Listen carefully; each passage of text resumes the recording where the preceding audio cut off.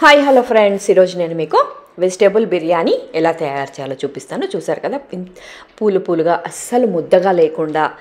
చూసారు కదా, కింది నుంచి తీసాను, అసలు మాడిపోకుండా ఎంత నీట్గా వచ్చిందో.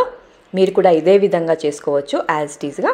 కంప్లీట్గా వీడియో చూడండి, ఎక్కడ స్కిప్ చేయకుండా చూడండి, క్లియర్గా మీకే అర్థమవుతుంది. ఇంక ఇది ఎలా తయారు చేయాలో చూద్దామా, పదండి. చూసారు కదా, ఇక్కడ నేను ఇవన్నీ కూరగాయలు తీసుకున్నాను.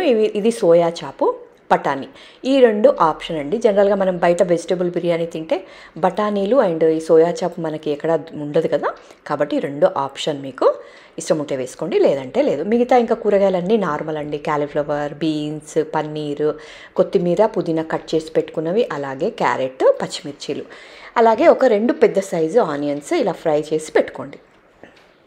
ఇవన్నీ రెడీ చేసి పెట్టుకుంటే మన బిర్యానీ అనేది చాలా తొందరగా చేసుకోవచ్చు.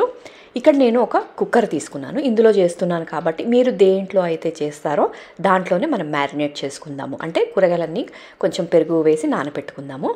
అలా చేసుకుంటే మనకి తొందరగా ఉడికిపోతాయి కూరగాయలు, అండ్ టేస్ట్ కూడా చాలా బాగుంటుంది.